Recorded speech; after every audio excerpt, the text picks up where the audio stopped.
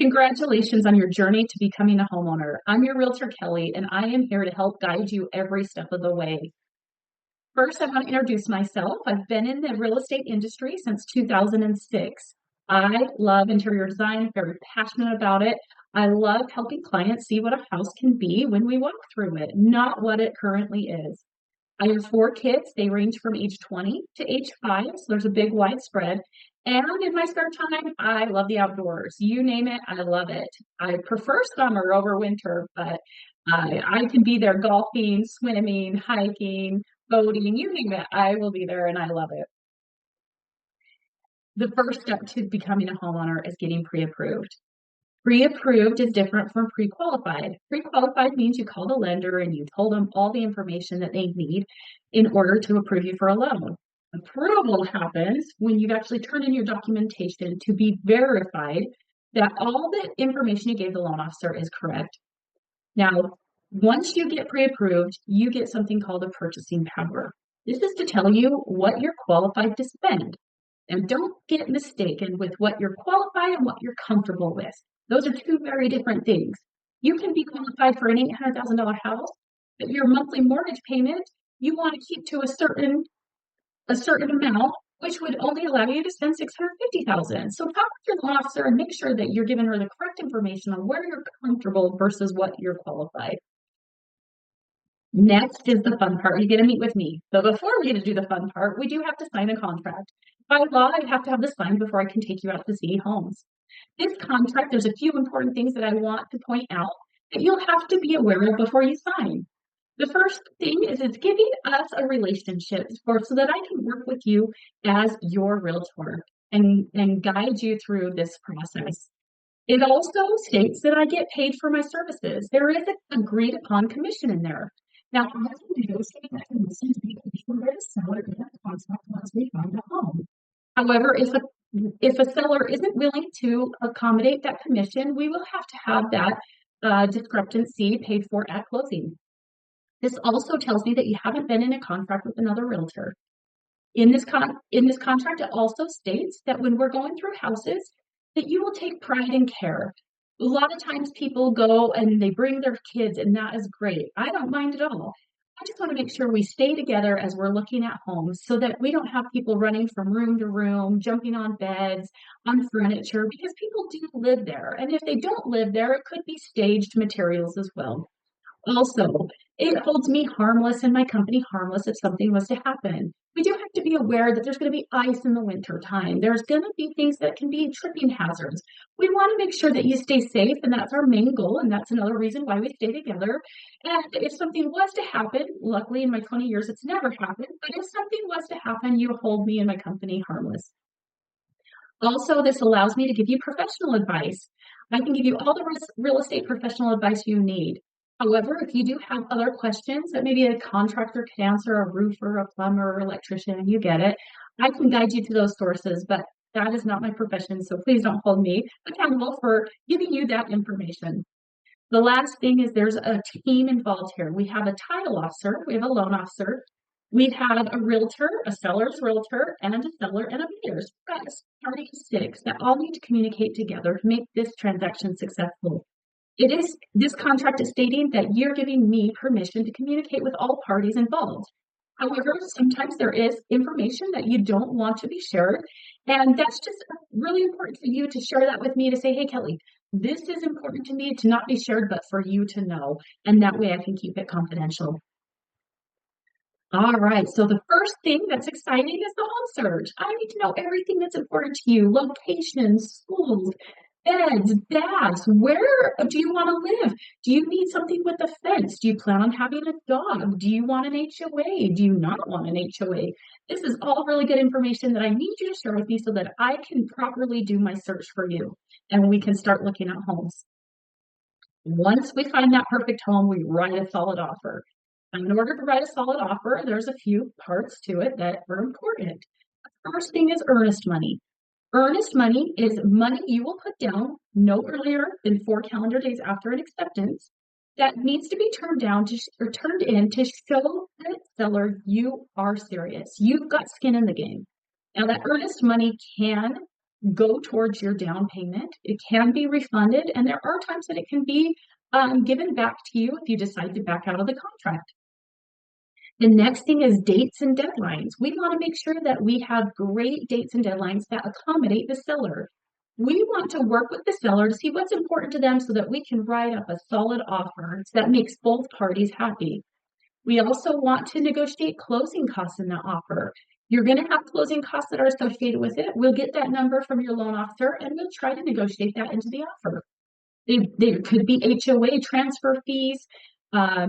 And transfer fees are important because we can negotiate that also in the contract, along with a home warranty. Once we've got an accepted offer, we start our due diligence process. Due diligence is very important. It's a time that you get to come, you can hire a home inspector on your terms to come in and look at the home from the roof to the foundation. And home inspector would be paid for by you. And he was going to go through and try to find any flaws in the home that could potentially be a risk or a hazard to you. Now, it's his job to point out every single one of those. Sometimes it can be a little bit overwhelming, but don't be alarmed. It's things you need to know because we can ask the seller to make repairs in this time of the due diligence. There's also other things that you can do like mold, sewer scope, meth, radon. There's many different concerns that you could have with the home, and this is the time to take care of those. After that, the loan process has officially started. You've already turned in your documents that you did before so you could get pre-approved. We do our due diligence and home inspection. The next part is order the appraisal. The appraiser is going to go out there and make sure that the value of the home is the same as the contract price, if not higher.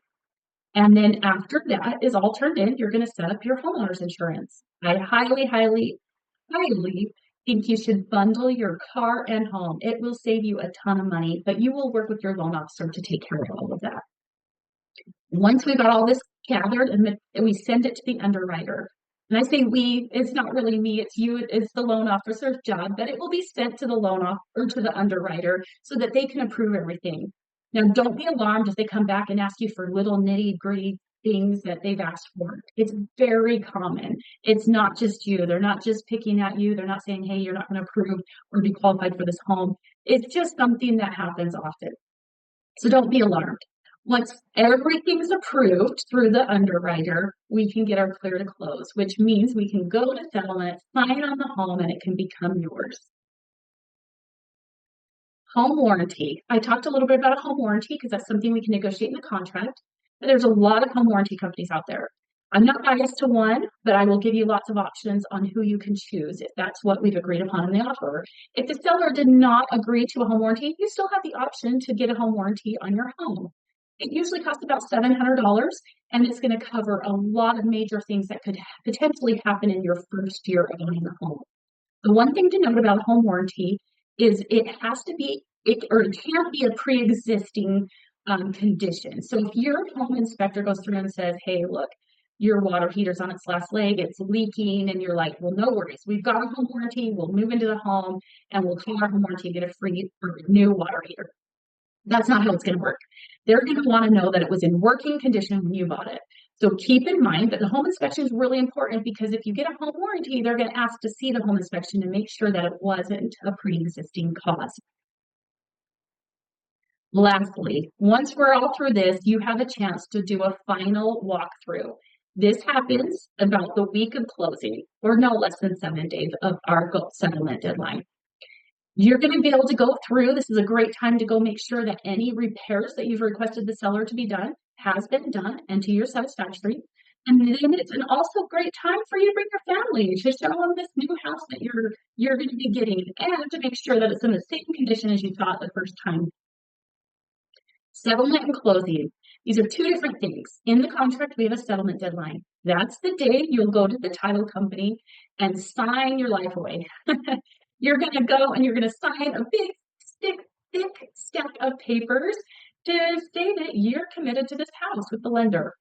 Once that's done, closing happens about 24 hours after. Now, it can happen the same day, but just expect 24 hours. That's worst case scenario. When you go to the title company and sign, you don't walk away with keys typically. Usually, you have to have the documents turned back into the lender for them to approve all your signatures and disperse all the funds. Once the funds have all been dispersed, then the title company can go and record this property title in your name.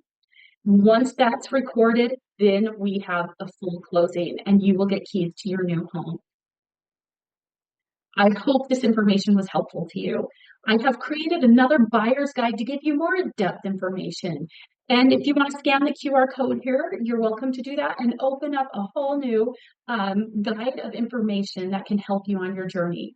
This is really important to me to educate you along the way. I love that you've watched this whole video and you've taken the time to do this. There's going to be many, many questions throughout. The one thing I want my clients to all know is I turn my phone off from 8 p.m. to 9 a.m. in the morning. That time gives me a time to sit down with my family and get a good night's rest for a full day ahead of me. If you happen to be like some of my other clients and you wake up in the middle of the night and you think of something, text it to me. I don't care if it's 3 o'clock in the morning. I'm not going to see it until the morning because I do put my phone on silent. But I do that to help my clients be able to ask the questions when they come to mind. I know if you forget to ask right away, you probably will forget that question. So please just know I'm always available to you. I just have that time in the night that I shut down and until 9 a.m. in the morning. I can't wait to meet you. I look forward to helping you into your new home.